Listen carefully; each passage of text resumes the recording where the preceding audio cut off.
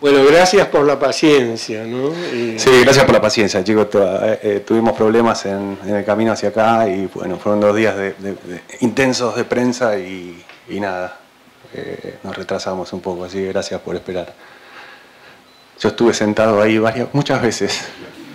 Pero no eran esas butacas, ¿eh? No, eran las viejas, las refaccionaron. Pero bueno. Tampoco tenía el tratamiento acústico que tiene. Y tampoco tenía el pasillo del medio. Sí, ha cambiado. Qué bueno. Mucha emoción estar acá, la verdad. Gracias, bueno, Bebe. Gracias, Manuel. Y Guillermo. Hace mucho que no nos vemos.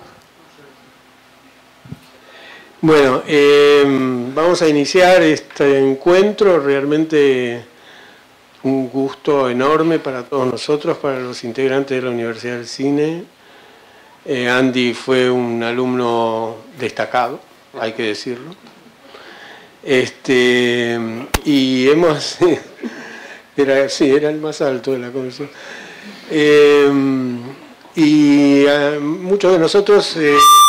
cuando alguien, digamos, termina o, digamos, empieza a trabajar profesionalmente y qué sé yo, tratamos de ver dónde se ha colocado, en qué situación ha quedado estos egresados y cineastas. Y la verdad que la carrera de Andy ha sido una de las que hemos seguido históricamente. Voy a cortar una brevísima anécdota, que es que yo tuve la suerte de ser jurado en un festival de cortos de Bilbao y ganó un corto que Andy había dirigido y le tuve que traer el premio desde España hasta la Argentina, y a partir de eso, bueno, dije, este muchacho algo promete seguramente. El premio era una carabela no sé si te acuerdas. Carabela de plata. De plata, sí, una carabela de plata muy grande. Imposible de transportar. Increíble, sí, que yo tenía que ir con eso en la mano. Y una cantidad de dinero, que como en esa época había dificultades de transferir y demás. Nunca lo vi el dinero, ¿no? Eso quedó en la universidad, no es verdad. No, apenas llegué lo deposité ahí en la rectoría y se llamó Andy y se lo entregaron en mano. Así que, bueno, tuve esa satisfacción también. Y bueno, basta de preámbulos, empecemos un poco la charla, que en realidad es un diálogo entre una cantidad de gente y un realizador cinematográfico, que obviamente en este momento está en una situación singular y totalmente admirable, y espero que este encuentro dé frutos no solo para él, sino para todos ustedes. Andy. Bueno, gracias, Bebe.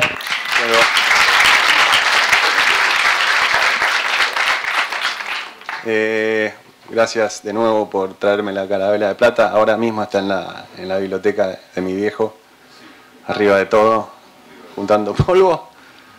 Bueno, 400 años de tu vida. Mira vos. Además es imposible de limpiar porque es una carabela de plata, con todas las soguitas, los recovecos, no se puede. Los dólares, gracias Bebe por depositarlos también. Bueno, para mí es muy emocionante estar acá, la verdad. Hace muchos años que no venía, que no volvía. Tengo muy buenos recuerdos de mi paso por aquí. Me llevó muchos años, más que después de los primeros 3 años decidí quedarme 2 años más. No me quería ir y al final me fui debiendo 2 materias. Así que espero que se me dé el título honorario. No sé si se habían preparado para eso, pero lo acepto.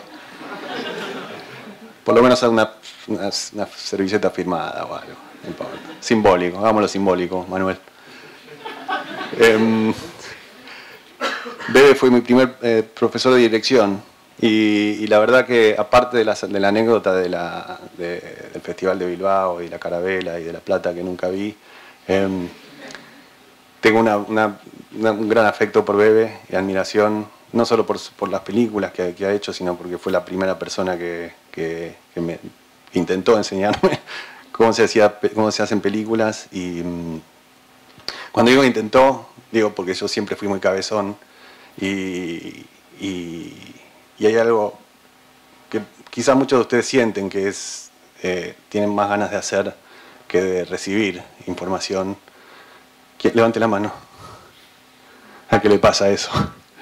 Lo que está bien, porque es parte del espíritu creativo de todas las personas que son autodidactas de alguna manera. Y con esto no quiero decir para nada que las lecciones de Bebe y de todo el resto de Guillermo no me han contribuido, pero había algo en el espíritu mío que era las ganas de hacer. Y nada, y es algo que me parece muy estimulante y que yo realmente lo aliento. Creo que las condiciones en esta escuela se han hecho cada vez más favorables, se filma más. En esa época, porque era una escuela chica, filmar era difícil, aunque Manuel siempre fue muy generoso y trataba de darnos la mayor cantidad de posibilidades, y eso. No éramos todos los que llegábamos a filmar.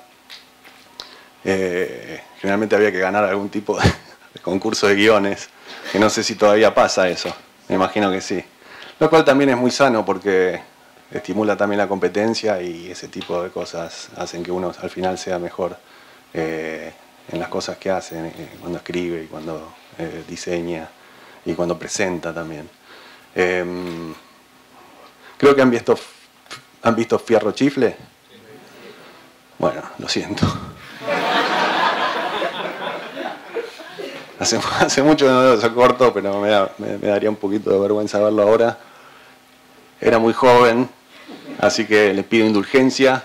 Tendría, creo que es del año 94, ¿no? Entonces tendría 20, 21 años, que es la edad que tienen ustedes seguramente. O algunos de ustedes. Y era una aventura en esa época. Ahora creo que las cosas han cambiado por la tecnología, pero es un corto que lo filmamos en 35 milímetros. Todos los procesos de revelado y de armado en la moviola. Aníbal se acuerda de eso, ¿no? Porque estábamos en Piedras en esa época, además. Era una sede que no sé si todavía la tienen. Y sí, montábamos con moviola. La moviola era una Prevost y una Steinbeck también. Steinbeck, eran dos maquinolas del tamaño de un coche, que ya creo que no existen más y la gente ya no las usa. De adorno. Sí. Debe ser como la carabela de plata, que no se puede limpiar esa. ¿Está? Mirá vos. Es donde apoyan las bebidas y todo. Hablando de bebidas, creo que también los tiempos han cambiado. Era una época de oro donde la gente caía a la clase con vaso de whisky y fumaba. Era una nube de humo en algunas clases. No en la clase de Guillermo Otero.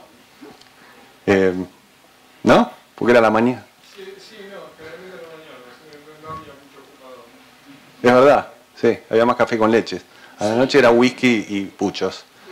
Algunos profesores también bebían, lo cual hacía que todo sea como más relajado y más amigable.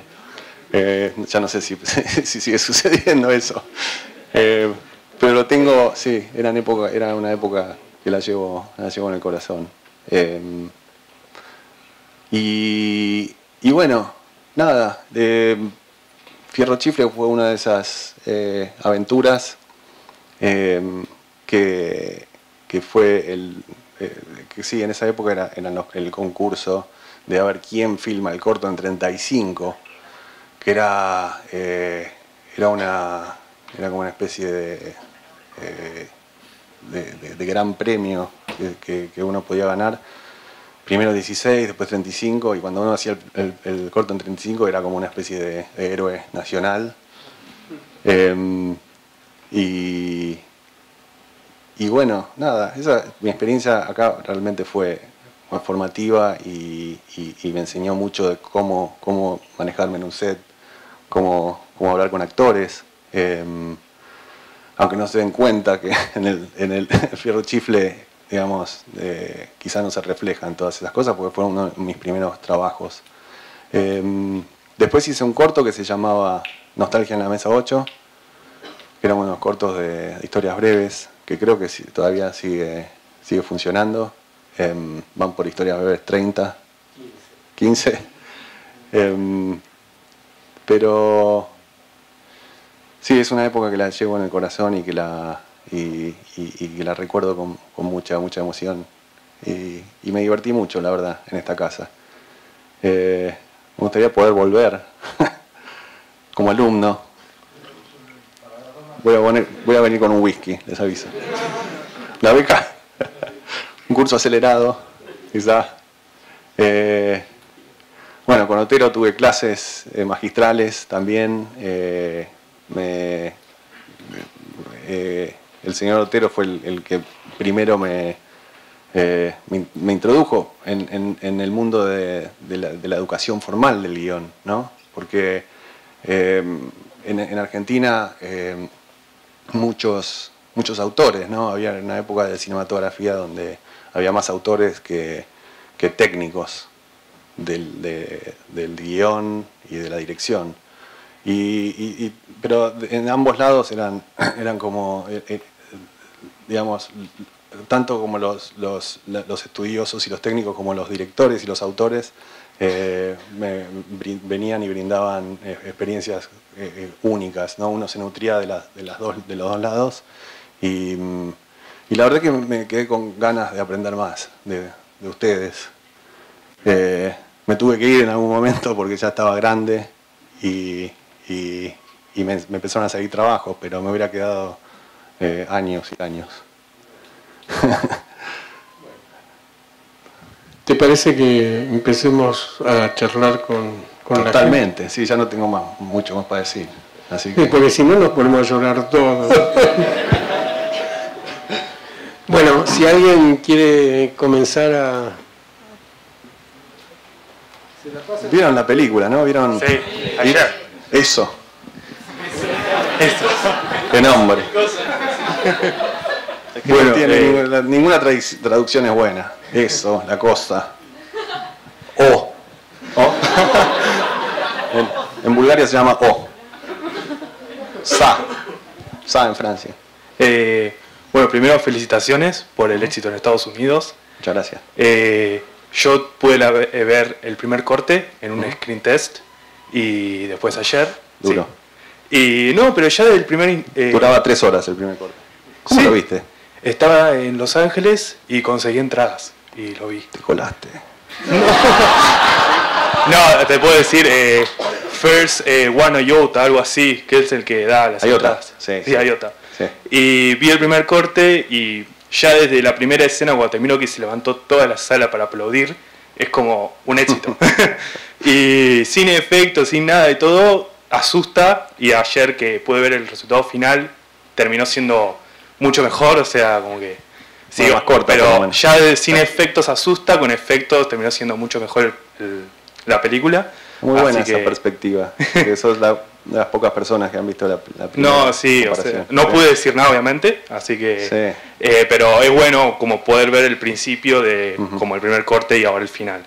Después te quería preguntar cómo fue el diseño de Pennywise, así el payaso, con referente como que ahora hubo una explosión de payasos asesinos en la televisión, en el cine, y cómo fue la producción en términos de tiempo, de la preproducción, el rodaje y la post, y los planes supuestamente para un rodaje, una segunda película con ellos de adultos. Muchas preguntas.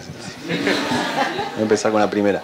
Bueno, quería primero decir, porque él vio la película en una versión inicial de lo que se llama el test screening. Cuando haces una película con un estudio, por contrato y por sindicato, tenés 10 semanas para editarla, para montarla, antes de que nadie del estudio la pueda ver, básicamente. están ahí en la puerta como golpeando y espiando, pero no los puedes dejar pasar. Si querés. Tenés el poder de mantenerlos afuera. Inmediatamente después de ese lapso, el estudio casi que te obliga a hacer, hay un proceso que es de test screenings, que es básicamente lo empiezan a proyectar a un público reclutado, como vos. Y yo estaba muy reticente a eso, porque la película, después de 10 semanas, no estaba terminada, no tenía los efectos visuales, no tenía la música, era todo como temporal. Y fue un proceso que al principio, sí, como te digo, estaba completamente reticente a hacerlo. Al final de ese proceso, después de proyectar la película 4 o 5 veces, cambié un poco mi opinión sobre los test screenings. Con Mamá había sido muy distinto, porque Mamá es una peli que pasó muy por debajo del radar del estudio. Universal participó como distribuidor y tal, y puso guita para la producción de la película, y además estaba Guillermo del Toro, que era como una especie de fusible entre el estudio y nosotros. Pero en este caso, sí, llegamos al... Bueno, el propósito de estos screenings es básicamente obtener una puntuación. Y después comentarios consensuados para ver si la película está funcionando, en qué está funcionando, en qué está fallando. Y bueno, la verdad que se hicieron cambios en base a lo que la gente pensaba, porque otra de las cosas que pasa cuando... Algunos de ustedes lo sabrán, porque alguno de ustedes habrá hecho una película más larga que un corto, o la harán pronto. Pero en el proceso de hacer una peli, uno pierde, básicamente después de ver la película 350 veces, te desconectás un poco. No de las emociones, sino un poco de los efectos que pretendés causar. Vos armás una película que está basada en tus instintos iniciales y tratás de mantenerlos vivos durante toda la producción y la postproducción, pero inevitablemente te vas perdiendo la frescura en la percepción de esa peli. Por eso es valioso verlo con una audiencia. Y bueno, y al final de ese proceso el score, que es algo que yo no entendía ni me interesaba tampoco, fue subiendo, ¿no? Un poco siguiendo las... al final me fui aceptando el proceso, porque es verdad, uno al final de hacer una película, por más dedicación que le hayas puesto, tenés una percepción distorsionada de la película en relación a lo que es una mirada fresca. Entonces es algo que es parte del proceso de los estudios, las pocas cosas que hacen los estudios que funcionan. Y pues nada, sigamos con la siguiente pregunta, que me las olvidé todas. La otra el payaso. La del payaso, ¿cómo fue? ¿Cómo te ¿El diseño? Sí. Bueno, yo dibujo. Soy dibujante y me gané la vida como storyboardista durante varios años antes de empezar a dirigir publicidad. De hecho, cuando tomaba clases en esta escuela, ya me ganaba la vida como storyboardista. Entonces, para mí, yo tengo esa facilidad y para mí es más fácil comunicarme con el equipo haciendo dibujos de personajes o de ambientes y decorados y cosas. Con Pennywise empecé dibujando, básicamente. Y si ven los primeros sketches son una versión, es como una especie de blueprint de lo que es el payaso ahora. Algunos son extrañamente parecidos al actor, a Bill Skarsgård. Lo cual no es casualidad, porque cuando Bill Skarsgård llegó, mandó su casting grabado, él tenía algo que yo ya estaba buscando, que era un equilibrio extraño entre un aspecto como aniñado e inocente y algo mucho más siniestro en la actuación y sobre todo en la mirada.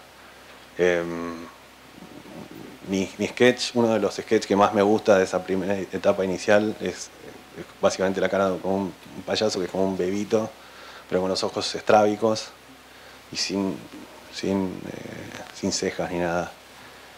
Y lo de los ojos es curioso porque nadie puede hacer eso, nadie puede mandar un ojo para otro lado excepto Bill Skarsgård.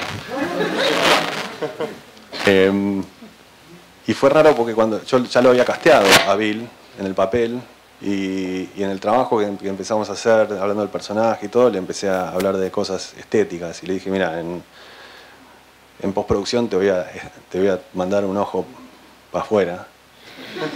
Y va a ser un efecto visual. Y me dijo, no, yo lo puedo hacer. Y lo hizo y mandó el ojo para afuera. Fue como... Ya estaba casteado. Y eso lo puede hacer una persona en cada 10 millones. También sabía como una cosa de los labios y todo, de la boca. Sí, hace una cosa rarísima. Tiene como un control de... Bueno, aparte de su performance y de su actuación, tiene un control increíble de todos los músculos de su rostro. Una cosa rarísima. Pero sobre todo tenía otra cosa que... Bueno, ya vamos a hablar de Bill, pero es un pibe que no tenía miedo. Muchos actores no querían, ni siquiera... Había actores que yo quería convocar a casting que no vinieron, pero por la responsabilidad y el temor de tratar de ponerse en los pies, de llenar los zapatos de un personaje que había sido interpretado por Tim Curry y había hecho una performance icónica, aunque la película no fue gran cosa, hay mucha gente que la recuerda con mucho cariño y es en cierto grado una película de culto, pero sobre todo por Tim Curry. Entonces había como temor de reinventar ese personaje porque las posibilidades de hacer una interpretación mejor eran como muy pocas. Hay un concepto, no sé cuántos de ustedes leyeron el libro. 1, 2, 3, 4, 5, más o menos, 4 y medio. Hay algo que es muy conceptual en la concepción del personaje y que mucha de la gente que lee el libro se le pasa por encima a un detalle. Hay como una especie de mínima información en la cual Bill Denbrough, que es uno de los personajes, bueno, el tartamudo, el héroe en esta historia, dice, están reflexionando sobre la naturaleza del personaje y es todo muy especulativo porque realmente la historia está contada desde el punto de vista de ellos y el monstruo tiene esa como aura como críptica en el cual es parte del misterio y es lo que hace interesante que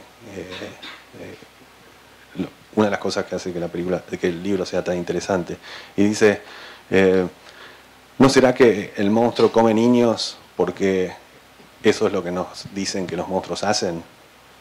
Entonces inmediatamente te hace pensar en la naturaleza del bicho y si no será un bicho que es real, pero es real siempre y cuando esté vivo en la imaginación de los niños.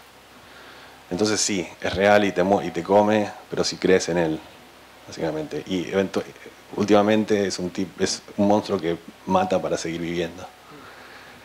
Son todos pensamientos como más filosóficos, ¿no?, del personaje, pero son cosas que definitivamente hablábamos con Bill en cuanto a cuál era la psicología de este personaje, la naturaleza y todo. Pero bueno, todo el lado de que es una criatura creada por generaciones y generaciones de niños, a mí me hizo pensar y dije, si está hecho de la imaginación de los niños, ¿por qué no trasladarlo un poco a su aspecto? Y ahí salió la idea de hacer un payaso que, distinto a la interpretación de Tim Curry, que es como un cincuentón borracho, era algo como más extraño y que tenía como un equilibrio interno que es aterrorizante, ¿no? Porque es el balance entre algo inocente y siniestro. Y después está la parte física de, bueno, el traje y todo, que yo también quería encontrar algo nuevo, aún respetando la esencia del personaje, como está descrito en el libro. Quería, en su aspecto físico, quería traer algo que fuera más ancestral y un poco más críptico, ¿no? El payaso descrito en el libro es Bozo, Clarabel, que son payasos televisivos de los años 50. Y eso ya lo hizo Tim Curry, entonces yo quería traer algo que fuera un poco más inquietante y críptico. Y esa ropa que tiene no se sabe bien si es renacentista o del siglo XVIII, es un payaso que lo es y es ancestral. Puedo seguir hablando de Pennywise por horas. No, y la última es sobre la secuela, como si se está tratando, si... La estamos escribiendo ahora. La estamos escribiendo. Creo que gracias al éxito que tuvo esta peli, el estudio quizá me va a dar más libertad en la segunda parte. Bueno, no es que no lo hicieron, en la primera me dieron libertad creativa para hacer lo que quisiera, básicamente. Se pusieron un poquito como más... estuvieron más encima en la parte de la postproducción, como es de esperar. Pero la segunda parte, que es que en el libro básicamente es un diálogo entre las dos líneas temporales, que es algo que a mí me encanta, pero me pareció una buena idea dejarlo para la segunda película. Dejar de hacer una primera película que sea una narración como muy pura y sin interferencias de este grupo de personajes, establecer una relación emocional con ellos fuerte, sin partir la historia en presente-futuro, y hacer una segunda que respete un poco ese diálogo, ¿no? Y instrumentar los flashbacks de manera como muy orgánica en la película y que sean parte de la trama principal, básicamente. A grandes rasgos lo que va a pasar en la segunda es que los losers, no sé si lo saben, bueno, los que no leyeron el libro o los que no vieron la película. ¿Quién no vio la película ni el libro? Son muy poquitos. Bueno, la segunda parte son ellos 27 años más tarde. It vuelve a aterrorizar a Derry. La única persona que se quedó en el pueblo es Mike, el chico, el outsider, que mata ovejas. Ahora es bibliotecario y decide llamar al resto de los losers porque hicieron un pacto de sangre. Para todos los que estaban despiertos al final de la película, lo saben. Entonces tienen que volver. Hay uno de ellos que no vuelve y no voy a decir por qué, pero ya saben por qué. Estoy muy misterioso, bebé. Entonces, básicamente, mi idea, que es algo que no pasa de esa manera en el libro, pero tengo muchas ganas de explorarlo, es la idea de que los losers como adultos tienen que encontrar en su memoria las claves de cómo derrotar a Pennywise. Y la única manera es recordando eventos de 1989, que no vimos en la película, que son escenas que están en el medio.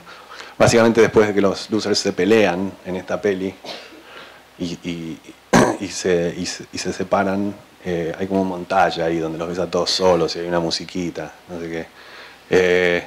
Yo quiero, en la segunda parte, quiero abrir esa sección, y como los losers están solos, son más vulnerables.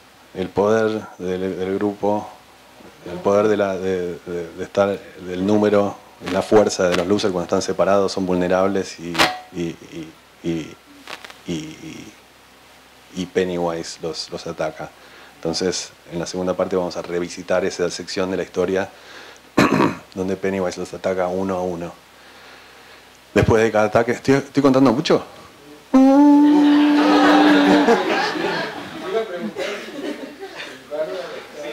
Bárbara, mi hermana, levanta la mano, por favor, póngase de pie. Sí.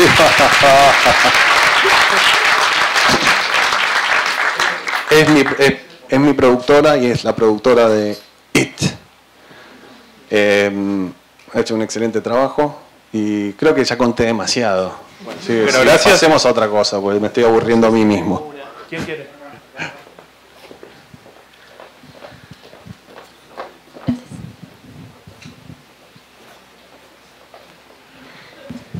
¿Cómo va, Andy? Hola, ¿qué tal? ¿Todo bien? Bien. Gracias por estar acá, la verdad que cuanto más lo pienso es increíble, es tremendo. Un placer. Sí. Pero bueno, gracias. Basta de chamullo.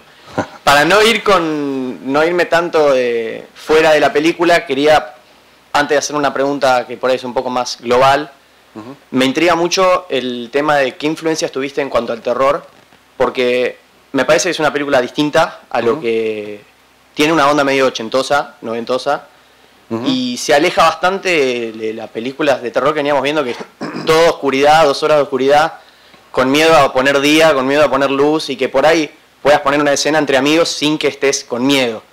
Y eso lo valoré mucho, me gustó mucho, pero no hay muchas películas así ahora. Entonces, por ahí, ¿de dónde sacaste las ganas y la influencia para hacer una peli así como It, no habiendo fuentes parecidas hoy en día? Bueno, gracias. No, lo del terror diurno es algo que a mí me intrigaba mucho, porque me gusta el terror diurno, porque quiere decir que no tenés que esperar a la noche para que te ataque el monstruo. Y hacer las escenas, Pennywise aparece en pleno día en cualquier lugar. Y eso para mí era importante. Nadie está a salvo en ningún momento del día. A ninguna edad tampoco. Ya lo ves que se come a un niño de 6 años al principio, así que después de eso nadie está a salvo. Se le aparece a cualquiera en la vuelta de la esquina en pleno día. Así que recurrir a la noche para mí era innecesario. Y además, desde un punto de vista estético, la noche siempre te obliga a meter algún tipo de artificio. Y hay maneras interesantes de contar la noche, interior noche. ¿Qué haces con las ventanas? Son completamente negras o le tiras una luz un poquito azul. Me aburre un poco eso. Me gusta mucho más generar como esa tensión con una fuente de luz. Hablando de interiores, una fuente de luz que se cuela entre de las rendijas de una ventana rota. Además te da esos espacios de claro oscuro en los cuales un monstruo puede estar en la oscuridad y de repente salir a la luz y volver de nuevo. No sé. En cuanto a cineastas, obviamente tengo cierta predilección por Steven Spielberg, que me marcó desde muy joven, gracias a ese señor que está ahí, mira cómo lo señalo con el pie, que me llevó al autocine a ver Encuentros cercanos, del tercer tipo, cuando tenía 5 años. Es una película que la... ¿Cómo? Colado. Sí, porque tenía que hacer el dormido. Y cuando llegábamos, teníamos que pasar por la puerta. Es la película fue la primera vez que sentí la magia del cine y que todavía tengo recuerdos de ese momento. Y también el terror del cine, que cuando al final, no es una película de terror para nada, pero cuando salen los enanos al final. ¿Quién vio Encuentros cercanos? Ya cuando salieron los enanos estaba como... Y cuando sale la madre alien, que sentí una sensación espeluznante realmente. Y era un momento como adulto la ves y decís, ay, qué lindo momento. Bueno, yo la viví. Qué buenos que son. Sí, bueno, yo lo viví con mucha angustia. Y más adelante te vas encontrando con otros que también. Los 80 tienen esa cosa que es increíble, que fue una época de expresionismo muy interesante y de no vergüenza. Y tenés directores como Joe Dante o Carpenter, Wes Craven, que hicieron locuras. Una de mis películas favoritas es Aullidos, que es The Howling, que es una película de hombre lobo, que no sé si la vieron, que la ves ahora y es horrible. Pero tiene una de las secuencias más increíbles del cine de terror, que es la transformación del hombre lobo, ¿no? El señor Otero se acuerda. John Carpenter con The Thing. Son películas que están hiladas no solo por la época y por la estética también, sino que hay detalles. Hay un genio que se llama Rob Bottin, que es el tipo que hizo los efectos de maquillaje de Aullidos y de The Thing. The Thing es una película que la ves ahora y es imposible que la hayan hecho en los 80 sin efectos visuales digitales. Es todo hecho práctico con látex y cosas, y es de una imaginación increíble. Me acuerdo de ver la original, The Thing original, acá en la FUC, en un ciclo que se hizo quizá en el año 95 o algo así. Sí, totalmente. Y bueno, El enigma de otro mundo, pero la primera, que era en blanco y negro. Un bodrio. ¿Cómo? Howard Hawks, sí, sí, y era todo como muy rígido, muy blanco y negro, todo. Exacto. Pero bueno, no sé si eso responde a tu pregunta, más o menos. Está perfecto. Te hago una más porque el micrófono no me vuelve seguro. Sí, sí, aprovecha. Es un poco fuera de la película, pero que por ahí es una pregunta que todos nos hacemos en un momento, es, estando vos donde estás parado y habiendo tenido bastante tiempo, trabajaste como en publicidad muchos años, ¿cómo ves vos o qué nos puedes decir a nosotros si un argentino o latinoamericano tiene cierta estabilidad en Estados Unidos? O porque la verdad la semana pasada vino Campanella, se lo pregunté y me la tiró abajo mal, pero viéndote donde estás ahora por ahí puedes decir o es suerte o hay que hacer esto o no hay que hacerlo. No, depende del camino de cada uno. Yo no iría a Los Ángeles si no fuera porque hay una situación favorable, ¿entendés? Porque Los Ángeles es una ciudad dura, es cara, no tiene alma, está vacía de corazón, pero hay lugares más copados en la ciudad. La única razón por la que estoy, y mi hermana también está en Los Ángeles, es porque estamos haciendo películas.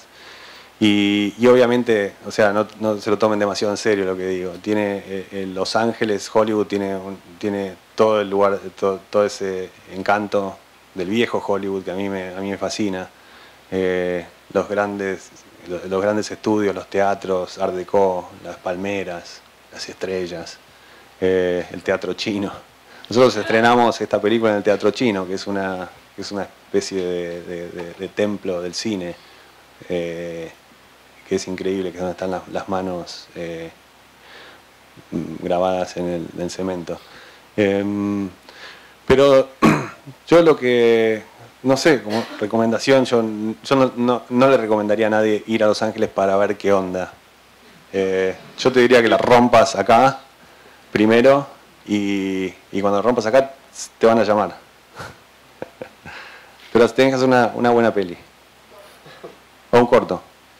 Sí. Lo mismo dijo no es muy difícil. Lo mismo dijo Campanella. ¿Ah, sí? Sí, sí. Un poco original que eso. No, bueno, gracias. Te voy a perdón. ¿Tenés algo en común con los... Sí, exacto. El pelo no.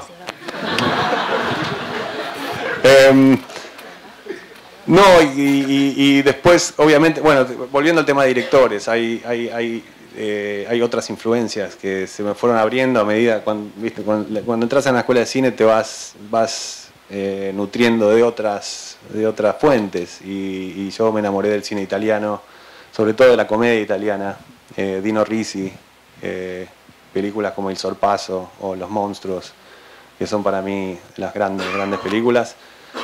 Y la comedia también es un género que a mí me apasiona mucho. Y si ves, la verdad que, bueno, It es una película de terror, pero también es gracioso. Para mí, yo me río, no sé. Chuck Tati también es un cineasta que admiro muchísimo. Playtime es una de mis películas favoritas y que les recomiendo a todos que la vean. ¿Quién vio Playtime? Buenísimo, más de lo que pensaba. ¿Y El Sorpaso? ¿La vio alguien? Vamos. Es de otra generación, pero son grandes películas, ¿sí? Con grandes actores. Vittorio Gassman es un genio total. Y bueno, nada, ahí quedamos. Hola, primero que te quería agradecer como mis compañeros por haber venido. Para todos nosotros es muy importante tu presencia acá. Quería hacerte dos preguntas muy concretas. La primera es que yo vi, digamos, la miniserie, lo que fue la original, y algo que me llamó la atención de esta es las decisiones de dónde vos, cómo pensabas los planos, dónde decidías poner la cámara, y mi pregunta es, en base a eso, si tuviste libertad y cómo lo fuiste pensando en relación a eso, cómo te manejaste con tu equipo. Y la segunda es que leí bastante de lo que hablabas sobre los trabajos de los actores con los nenes, que todos nosotros sabemos que es una de las dificultades más grandes que te puede pasar. Y leí que estuviste mucho tiempo trabajando con ellos previo al rodaje. Quería que nos cuentes un poco cómo resolviste las dificultades que se te fueron presentando con ellos, dado la película de terror envergadura, eso. Bueno, lo primero que dijiste, nadie puede interferir en dónde pones la cámara y cómo la moves. O sea, cuando estás dirigiendo una película haces lo que querés con la cámara. Y si alguien se pone en el medio, lo atropellás con el dolly. O le pegás con la grúa en la cabeza. No, es muy difícil, la verdad que lo tenés que hacer muy mal para que alguien intervenga. Yo nunca me ha pasado, por suerte. Yo soy dibujante y tengo facilidad para el dibujo y además me considero un director visual también bastante y disfruto mucho de diseñar la escena desde el principio. Porque dónde está la cámara, aparte de las interpretaciones, lo que hace la cámara es un factor definitivo en la emoción de la escena. Y no sé, bueno, tendríamos que analizar la película plano por plano, pero porque cada escena te pide una cosa distinta, ¿no? Cada desarrollo, cada secuencia te pide algo nuevo con la cámara. Y yo soy como bastante abierto y versátil en cuanto a los movimientos, lo que hace la cámara. Pues me dejo llevar un poco por lo que la escena pide. No hay una estética, digamos, demasiado rígida. En la peli ves momentos donde hay cámara en mano, salvaje, hay momentos donde hay como grúas bajando, hay momentos de planos aéreos. Y creo que tiene que ver más allá de una estética general que la tiene, con lo que te pide la emoción del momento, ¿no? Pues es una herramienta que uno tiene básicamente para contar la historia. Y a veces lo que puedes hacer con la cámara es irte del actor mientras él piensa que está dándolo todo, te vas de su cara y él piensa que está en el plano y te vas. Fue un chiste eso. ¿Planeás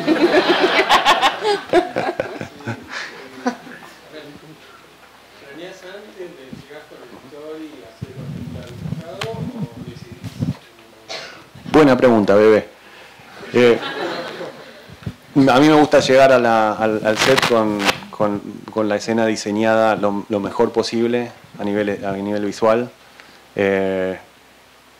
Y peleo mucho con eso porque es un trabajo muy agotador. Cada vez es imposible storyboardear una película entera antes de filmar. Uno tiene normalmente 2 meses y medio, 3 meses con suerte de preproducción.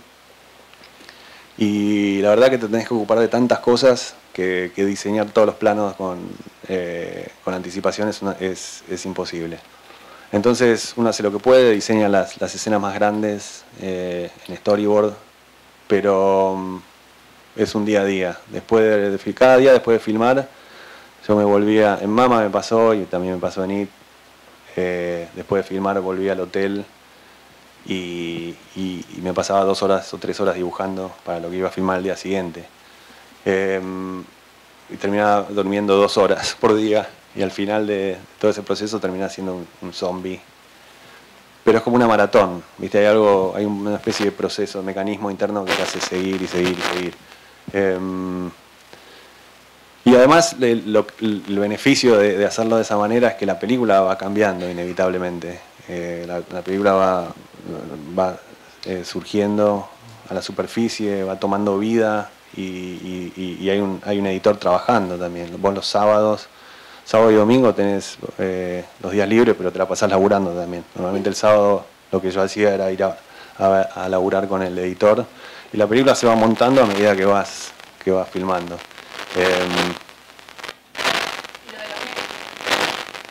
Para que no terminé. Y entonces es eso. Está bien no tener todo claro al principio de la película porque tenés que estar atento a eso. Lo que pasa cuando llegas al set al día siguiente es que pones la cámara, hablas con los actores. Yo quiero estar abierto también a lo que a los actores les sale. Entonces también hay una evolución ahí. No quiero que la escena sea rígida. Cuando la dibujo no estoy esperando una rigidez y que todo el mundo me haga caso.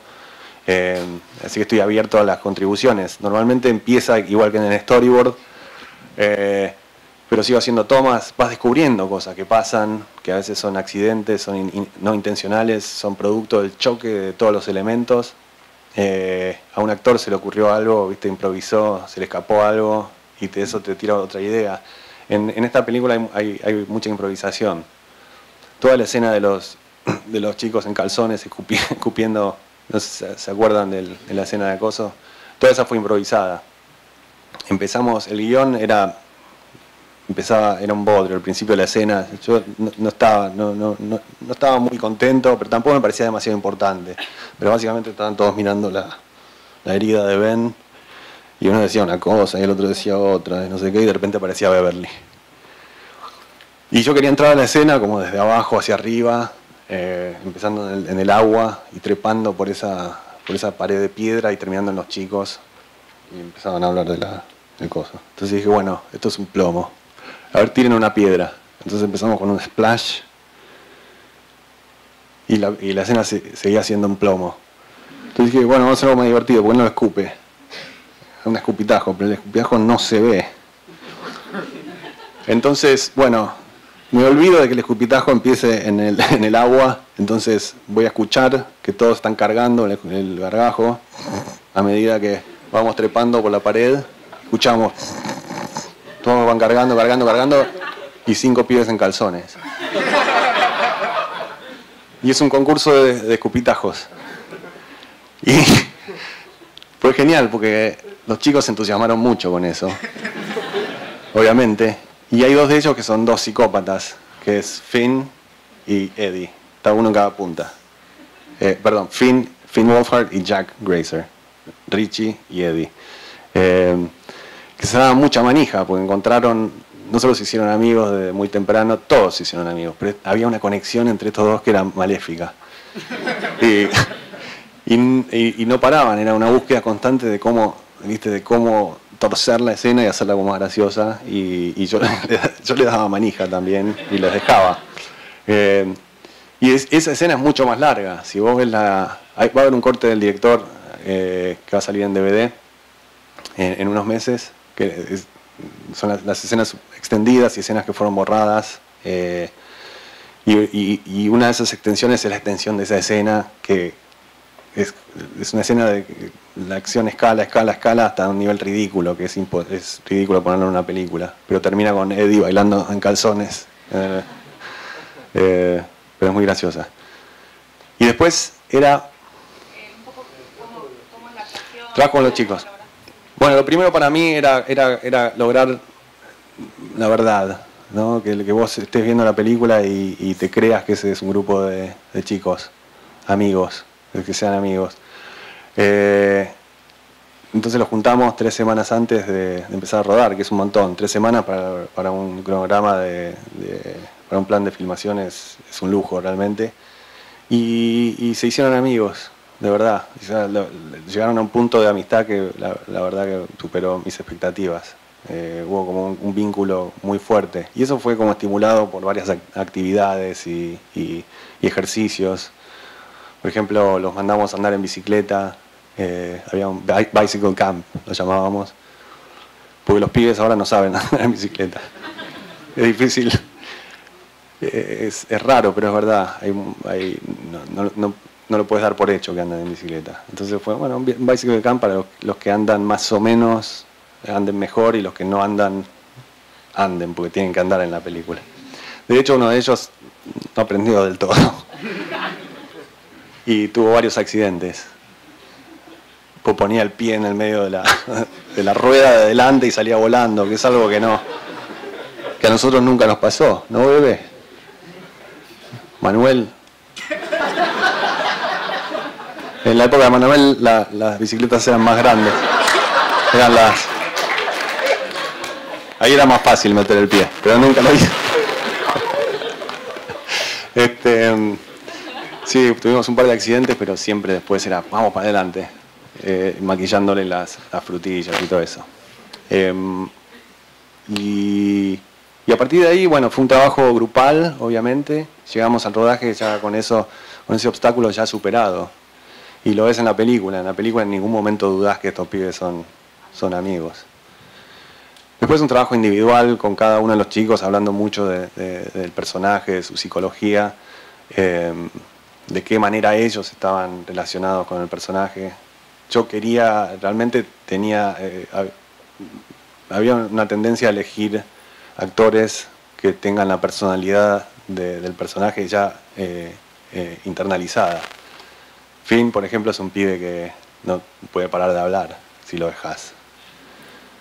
Un personaje como Richie, que es un verborrágico, necesitas a un pibe que sea un verborrágico y que se haga natural. Lo mismo con Jack. Jack es un pibe que es hiperactivo y en el libro no es tan así, es un pibe como más reservado y triste. Richie es una especie de Eddie, el hipocondríaco con el yeso, es una especie de neurótico total, que incluso no había venido para ese rol. En el casting había venido para hacer de Stanley Uris, que es el obsesivo compulsivo que es el hijo del rabino. Y son esas cosas para que tenés que estar abierto. Hay una cosa instintiva que te dice, este pibe es buenísimo para eso. Jaden Lieber, que es el que hace de Bill, el tartamudo, vino al casting para hacer de Eddie, en realidad. Si te imaginas cómo hubiera sido la película con todo, como hubieran venido, hubiera sido un desastre. Y bueno, eso, y después dejarlos construir. La verdad que es muy importante, para mí era importante que ellos se diviertan también, porque si les dejas crear cosas mejores, salen. Y los dejé construir los personajes y obviamente los controlaba algunas veces, y algunas veces les daba la libertad para hacer lo que quisieran. ¿Con Georgie cómo hiciste? Perdón. Georgie tiene 30 años. Tiene un problema de crecimiento. Es como Toulouse-Lautrec. No, Georgie la verdad que es uno de esos extraños niños precoces, ¿viste? Es una maravilla. Es un pibe que creo que es ¿viste? Cuando hablas con un niño que parece un adulto reencarnado. Incluso hablando con la madre estaba alucinada de las cosas que decía su hijo, no sabía de dónde salían. Pero con el trabajo, con Georgie, obviamente el trabajo fue mucho más delicado, porque la escena del comienzo es muy fuerte, muy dura, muy intensa, y sobre todo para un niño de 6 años, que dice, bueno, te vamos a cortar un brazo. Te vas a tener que arrastrar con un muñón, el que sale sangre y sangre y sangre, en el medio de la lluvia, y lo último que vas a decir es el nombre de tu hermano cuando te meten en la alcantarilla. Es una escena fuerte, emocional, pero fue tratada con mucha delicadeza. La madre tuvo un rol importante en eso, porque la madre es la persona obviamente más cercana que él tenía, pero era un pibe muy piola y llegamos al punto donde donde se divirtió mucho haciéndolo. Tenemos videos que lo demuestran eso. Creo que van a salir en los extras del DVD, quizá. Pero hay un video lo voy a decir, hay un video donde donde Georgie está hablando por teléfono, está fingiendo que está hablando por teléfono con su agente. Y lo ves con el muñón, y está con el piloto amarillo todo lleno, cubierto de sangre y baba y no sé qué, y tiene como un muñón así y está hablando con su agente. Y dice, sí, quiero el doble de dinero. Muy gracioso. Y ahí ya se da cuenta que lo estaba haciendo y se estaba divirtiendo mucho. Pero fue una escena difícil de filmar técnicamente, porque tienes un nene ahí con una prótesis y un payaso en un agujero, lluvia, el diálogo, el sonido, es todo un gran quilombo. Tuvimos que filmar toda esa escena, la filmamos en Hora Mágica. en 10 días distintos. Parece un solo día, pero estamos básicamente quería evitar la luz directa del sol, la lluvia es artificial, por supuesto, la tirábamos con mangueras y todo, pero sí, parece un día nublado, pero en realidad es la hora mágica, era la tarde normalmente.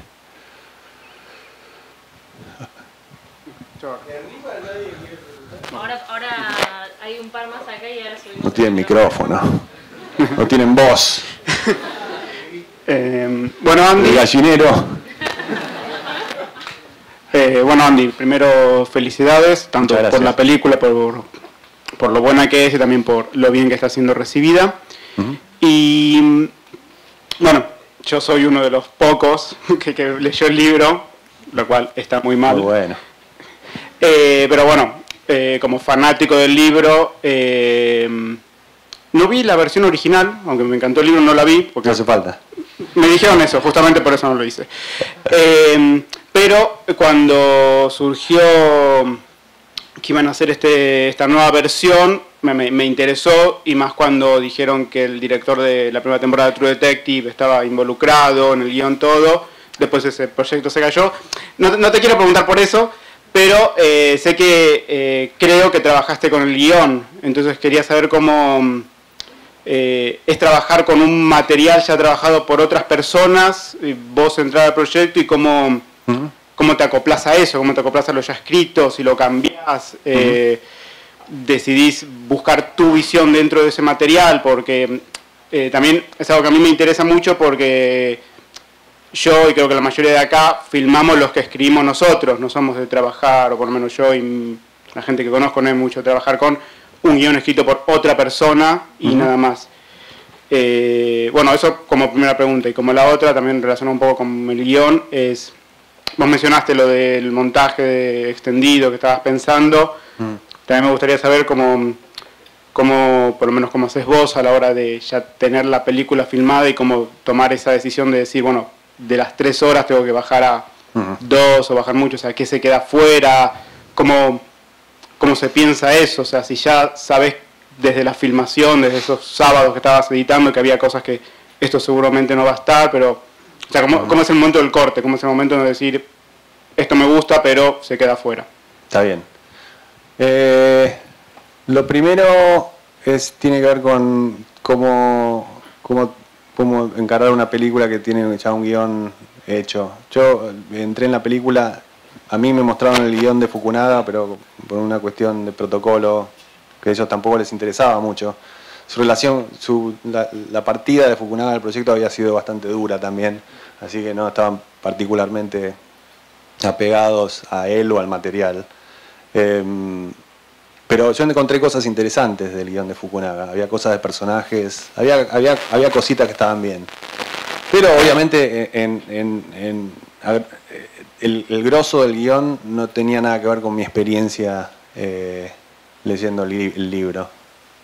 Y lo que decías vos de, bueno, viste, cuando escribís una historia es distinto, pero no es tan distinto. Cuando estás adaptando, tenés una obra que no es tuya, tenés que encontrar tu visión, y tenés que encontrar una visión que básicamente está relacionada con una experiencia emocional con el material. Y ese material puede ser tuyo o puede ser de otro. Es una etapa distinta, eso es lo que digo. Yo también hice una película con material que escribí yo, que es Mamá. Mamá la escribimos desde el principio. Y por supuesto hay una visión que es inicial cuando vos estás escribiendo un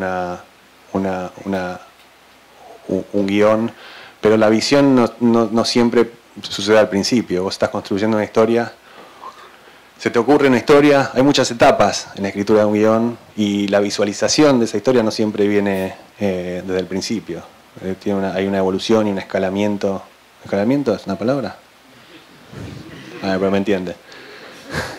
En el caso de It específicamente, yo lo que me encontré en ese guión es que no representaba mi relación emocional con el libro, con lo que yo recordaba del libro. Entonces, mi idea era básicamente conectarme, hacer una película básicamente que reflejara esa conexión emocional, rescatar los elementos emocionales que a mí me pegaron cuando leí el libro por primera vez, y hacer una película que me impactara a mí como adulto, como espectador también. Entonces eran esas dos cosas. Lo que traje al guión, y como te digo, no había ninguna expectativa de que yo siguiera el guión de Fukunaga. Hubo cosas de personajes, de profundidad de personajes, de relaciones que eran básicamente elementos emocionales que yo quería profundizar, en la historia de amor sobre todo. Otros aspectos que eran más estructurales, que para mí en el guión de Fukunaga no funcionaban. Todo lo que pasa desde la segunda mitad del segundo acto hasta el tercer acto son todas ideas nuevas. La separación de grupos es algo que no pasa en el libro tampoco, y que es un cambio que a mí me parecía interesante, porque es como un revés que nadie se espera y que de repente todos los losers, por una cuestión de supervivencia, quedan en un estado de vulnerabilidad total, y la que se la lleva peor es Beverly. Pero justamente ese evento hace que todos los losers se unan de nuevo. Y después todo lo relacionado con Pennywise, con la naturaleza del monstruo y su capacidad de cambiar de forma y transformarse en tus peores miedos. Que eso es algo que es distinto al libro, porque en el libro Stephen King, que retrata lo que fue su infancia en los 50s, crea monstruos que son básicamente todo el catálogo de la Universal de monstruos. Está Drácula, Frankenstein, la momia, la criatura de la laguna negra, etcétera, etcétera, etcétera. Y yo quise traer unas encarnaciones de It, de miedos más profundos y más sorprendentes, y más relacionados con traumas infantiles. ¿Qué más? Después casos específicos de escenas como la escena del proyector. Esa fue enteramente inventada y fue mi versión de lo que en el libro es la escena del álbum de fotos, que es mucho más aburrida y no hay ningún susto. Cambio el micrófono. Hola. Genial. Y ahí paré, ya dejo de hablar porque...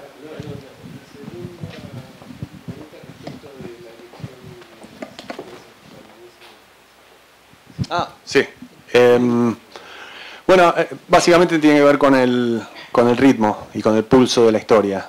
Cuando lees un guión, es una experiencia completamente distinta al leer un guión a ver la película que te quedó, ¿no? En el guión hay cosas que pueden parecer que son relevantes y que son muy importantes, y cuando ves la película a nadie le interesa. Por ejemplo, en el guión que hicimos hay toda una trama de Henry Bowers, que es el bully, y lo ves en su casa y de alguna manera ves la relación que él tiene con su padre, que es traumática, y que el padre básicamente lo somete a torturas, y explicas la humanidad de ese villano. Parecía muy importante, pues claro, le das profundidad, haces un personaje que es tridimensional y todo, y es muy importante cuando estás escribiendo el guión. Cuando ves la película, a la gente no le importa. Y eso es algo que es muy difícil de calcular cuando estás escribiendo un guión y tratás de pegarle a todos los puntos. Y la experiencia de verla con gente que nunca leyó el guión o que nunca leyó el libro, esa es la prueba de fuego, creo. Y no estoy diciendo que uno no tenga, que la percepción de la gente sea más importante de lo que uno, pero uno está cascoteado, la percepción de uno está distorsionada, llega un punto donde ya no sabes si es importante, si esa escena es importante, o puede ser importante para vos, pero la gente la aburre. Entonces tenés que pensar en eso, porque cuando la gente se aburre es una mierda, básicamente. Creo que es el peor pecado que puedes cometer, hacer una película donde la gente se aburra. Y tiene que ver con eso, con el ritmo. Las escenas que sacamos tienen que ver con que la gente, cuando vos presentás haces un setup, haces un planteamiento de personajes y de lo que va a ser la historia, tenés que cumplir con eso. Y si te vas por desvíos, lo vas a pagar después. Por suerte está la gente que por suerte tenés la posibilidad de mostrarse a la gente y se pegan un embole y sabes qué tenés que sacar para hacer una película como más voy a decir entretenida, pero más al punto, ¿no? Tengo una pregunta. ¿El editor interviene? El editor interviene, el editor depende, hay todo tipo de editores. El editor definitivamente da sus ideas también, pero el editor no está exento de una percepción distorsionada también, sobre todo porque es el que más está en contacto con el material y llega a un punto donde ya está completamente obnubilado el tipo. A vos te habrá pasado también, ¿no? Sucede. Entonces no podés confiar en el editor para tener una visión fresca. Y el tipo, todo el mundo tiene sus opiniones, pero uno es el jefe. Hola, ¿qué tal? Acá arriba. Hola. Claro. Bien, la primera pregunta es con respecto a los padres de, bueno, muchos de los losers son tan antagonistas como Pennywise, son casi monstruos. Y quería saber si vos lo veías eso como la manera en la cual ese demonio interdimensional corrompe a un pueblo. Sí, eso es lo que sucede como en la superficie. Hay como todo un subtexto. La historia de... para mí la historia de Stephen King tiene que ver con la infancia y con el fin de la inocencia. Y todo lo que es el fin básicamente de un mundo de magia y de imaginación y de creer en cosas que no existen, que él la atesora mucho. Y lo que hace en esta historia es básicamente antagonizar todo lo que viene después de la infancia y usarlo como un monstruo que come y corroe y corrompe a la infancia. Por eso todos los adultos de Derry son una extensión del mal. Es muy simple si lo ves de esa manera. Él la complica con personajes y eventos y tal, pero si ves el subtexto, para mí tiene que ver mucho con eso. Y también es una reflexión de él como artista, él como escritor. Se refiere al final de una etapa donde la imaginación corre libremente y cuando sos adulto tenés que ir a buscar al niño que crea cosas de la nada. Pero él es como parece inmune de eso porque es un maniático que no para de escribir, ¿no? Pero creo que es una reflexión, él hace una reflexión sobre eso, sobre el final de la infancia como una época de magia y creatividad incomparable. Bien, y la segunda parte sería una pregunta completamente diferente. Con respecto a ciertas, al menos personalmente yo vi ciertas referencias visuales que me llevaban a otras películas y qué sé yo, como La sangre en el baño. Carrie. Carrie. Sí, Carrie o... El Resplandor. Claro. Te estoy leyendo la mente. Estamos conectados. No me leas los miedos, por favor. Los miedos, Pennywise. O que el miedo de Stan sea el monstruo de mamá. Esas referencias, es muy parecido. Al menos yo lo vi así. Está bien, ahora por eso digo que es personal y no sé si es así. Sí. Pero si tiene que ver con algún tipo de diálogo que se establecen entre películas que por ahí te influenciaron o que las tenés presentes. Bueno, a mí mamá me influenció mucho. Es una gran película. Por eso decido autorreferenciarme y lo seguiré haciendo. No, lo que decía de mirar hacia adentro y ver las cosas que te asustan a vos y las experiencias emocionales que tuviste en el pasado, una de ellas y quizá es la representación más literal de los miedos de mi infancia, es ese cuadro, que es un cuadro de Modigliani. Es como una versión de un cuadro de Modigliani porque había que hacerlo un poco más. Pero en mi casa había una especie de versión de una copia de uno de esos cuadros y a mí me parecía un monstruo. Y hoy día todavía me parece, ahora lo entiendo de una manera más intelectual y racional y veo que Modigliani tenía eso como estilo y no intentaba asustar, pero para un niño es un monstruo. El niño no entiende esas cosas. El niño lo que ve es un monstruo que es una mujer con el cuello largo y los ojos ciegos y torcidos y que no puede ser bueno eso. Entonces, y cuando decís mamá, también, o sea, yo metí, cuando quise hacer ese personaje lo asimilé mucho con una mujer de Modigliani porque me da miedo a mí. Y son cosas que tenés que arriesgar. Hay gente que no le da miedo a eso. Pero por otro lado, si no recurrís a las cosas que te afectan a vos, o sea, primero tenés que tratar de asustarte a vos mismo, porque si no lo estás haciendo de un lado como más artificial, ¿no? En lo que se refiere a una película de miedo. Es muy personal, por otro lado, y cuanto más personal, más riesgo corres. Por eso hay sustos en la película o miedos que son un poco más convencionales, ¿no? El monstruo gigante que sale de la pantalla es como, ese no falla. Y las referencias a Carrie, eso no hubo intención de copiar Carrie o de hacerle un guiño.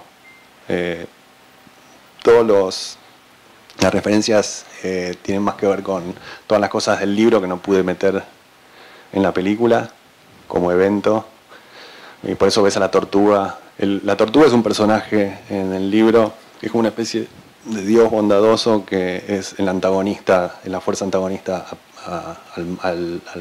al mal, que es Pennywise. No hace nada la tortuga al final, pero por lo menos en la historia de los niños, pero está ahí. Gracias.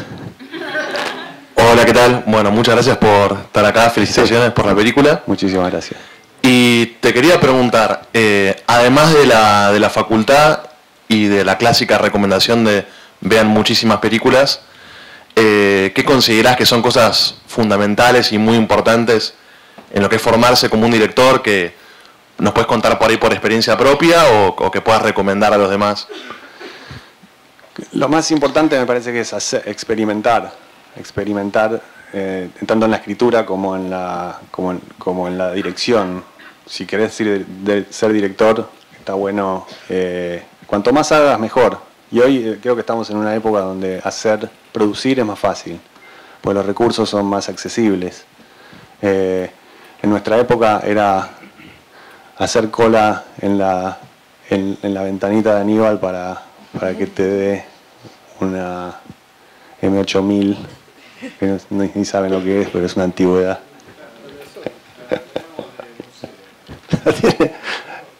Tiene una vitrina, está al lado de la carabela de cristal. Todo el mundo creo que es más accesible a hacer cosas y no hay, como que no hay excusas de alguna manera. En nuestra época teníamos excusas. Uy, es difícil, Aníbal no te la va a dar. Bebe, no te va a dar el premio. Manuel no está, no lo podemos encontrar. No era así para nada. Pero tiene que ver con los objetivos que tenés y las ganas que tenés de contar historias. El resto ahora es más fácil que nunca porque lo podés hacer. Mi recomendación es hacer lo que querés. Es hacerlo. Y arrastrar a todos tus amigos a que te crean. También porque necesitas ayuda. Hacerles creer que es una gran película o un gran corto. Y sobre todo no decepcionarse. Ahí parte del proceso de aprendizaje me parece que tiene el fracaso es gran parte de eso. Yo de hecho he filmado un corto que nunca lo terminé, del cual me siento muy avergonzado, pero no, en realidad no. Y en ese momento lo viví con mucha vergüenza porque, claro, había arrastrado a todo un equipo a hacer un corto que duró días de rodaje y de preproducción y se me acabaron las ganas porque me di cuenta que no me interesaba. No me había gustado cómo había salido. Y además había otra cosa empujando que era Fierro Chifle. Era ese corto que sí tenía ganas de hacer.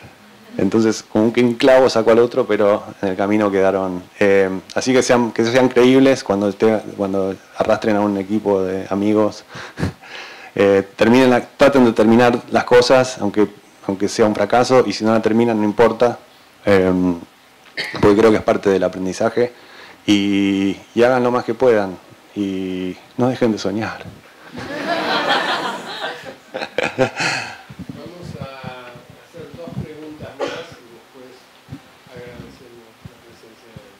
Puedo terminar, perdón, Bebe, ahora es la difusión de una obra es mucho más fácil que antes también, y voy a dejar de comparar con cómo era antes, después de esto.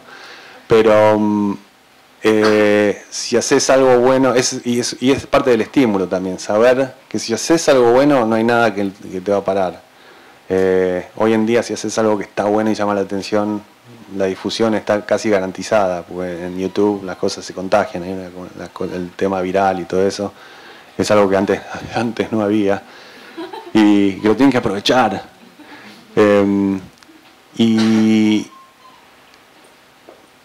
Y nada, ese tipo de la difusión es algo importante también, porque genera atención, y cuando tenés atención accedes a más oportunidades, plata, el dinero es algo importante si quieres hacer películas, y lo importante es no parar hasta que te salga algo bueno. No importa que sea malo al principio, pero van a llegar. No sé qué tan lejos ponerme el micrófono. Ahí está. Quería en realidad hacerle una pregunta a Bárbara, si es posible. No, es imposible. No.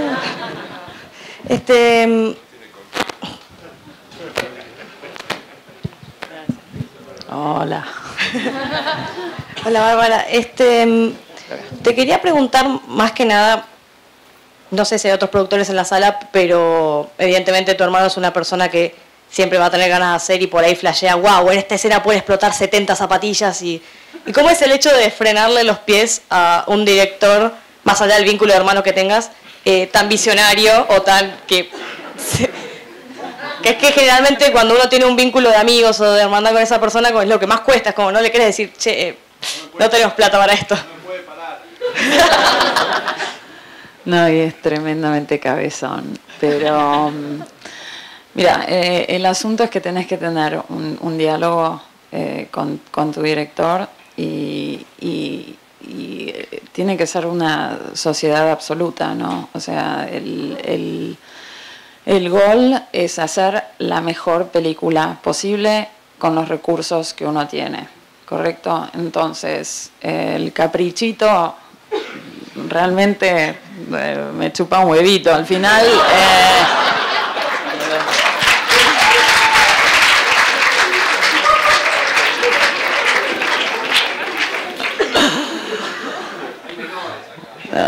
Perdón. Al final, si el objetivo real es hacer una buena película, se encuentran soluciones.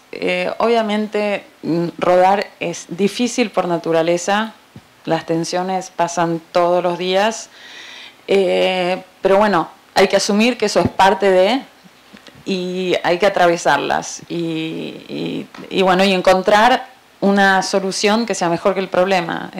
Al final, y esto es lo que tiene que hacer un productor, y en realidad es lo que tiene que hacer un director también, ¿no?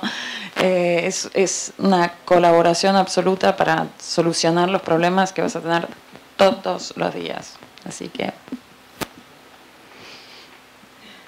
Sí. La mejor toma es la última.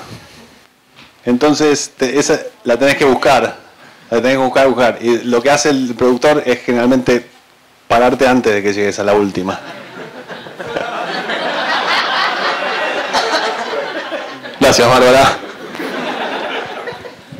Por eso hay una lucha. Obviamente hay como una, como decía Bárbara, hay como tiene que ser una sociedad y tiene que ser muy fuerte la sociedad, pero hay un momento donde el productor y el director inevitablemente chocan, porque el director dice ya está hecha, el productor dice ya está hecha, y el director dice no está hecha, falta mucho.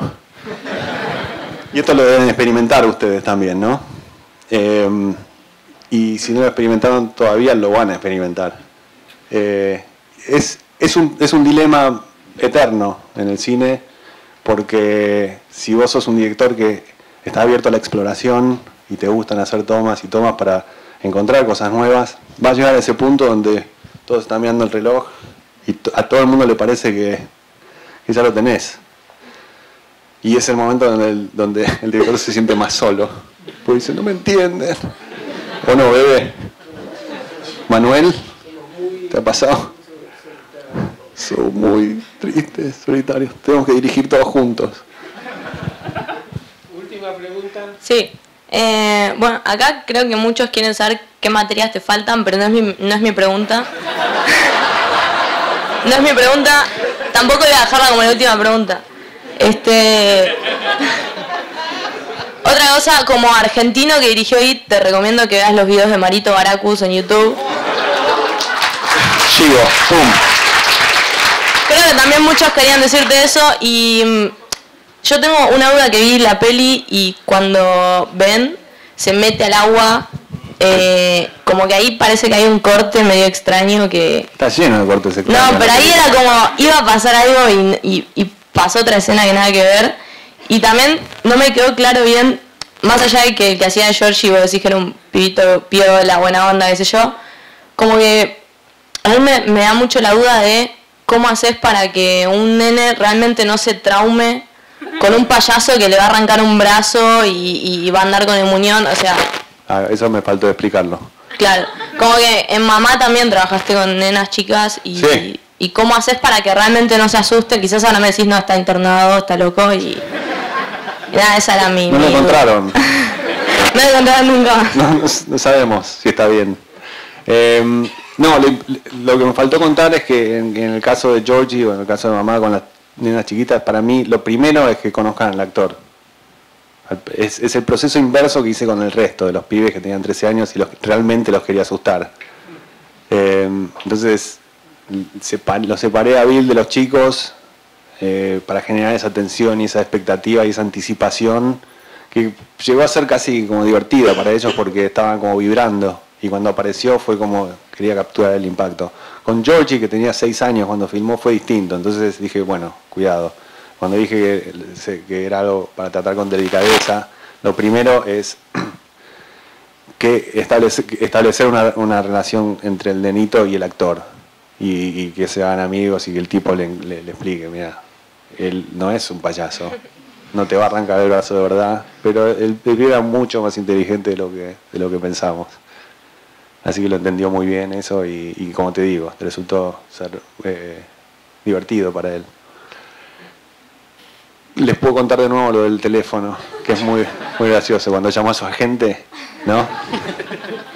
No, y mirá Marito Baracus, posta. No, pero me hiciste una pregunta en el medio. Sí, no las materias, no, mentira. Lo de Ben, cuando en el agua, sí, que se corte mete ahí. raro. Sí. ¿Qué pasa ahí? ¿Cuándo se mete en el agua? Cuando están todos después de que escupen, se Ah, tiran. muy buena. ¿Qué sentiste en ese momento? Iba a aparecer algo. ¿No está bueno eso? Y a mí me dejó como... no sé, yo ahí no te sigo, no sé. No, ¿Sentiste decepción? No sé, si querés me llamás para la 2 y te tiro esas. Esto es terrible, ¿eh? Pues así se consiguen las cosas. Marito Baracus, no sé qué es eso. Póngalo ahora. Dale, la pantalla. No, volviendo a lo de Ben, se consiguió un efecto de cuando alguna de las cosas que haces cuando haces los screenings es que metes una camarita de Night Vision y sin que la gente lo sepa los podés ver después, ves todas las reacciones de la gente. Solía ser un corte más largo en el cual los tipos se metían en el agua y ibas a verde, verde, verde, verde y de repente cuando pensabas que iba a pasar algo salía el tema de música. Es decepcionante, pero es genial ver que como la gente se prepara, cuando ves el video, la gente es como que espera ver algo terrible y no pasa. Entonces es parte del juego que tenés con él. Sí, está bueno, está bueno. Sí, está bien, no, está bien, déjalo así.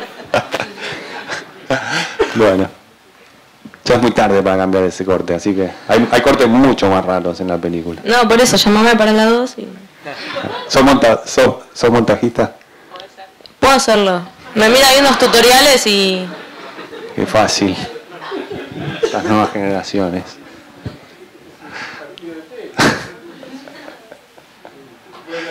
Gracias. Bueno, gracias muchachos. Muchas gracias. Gracias.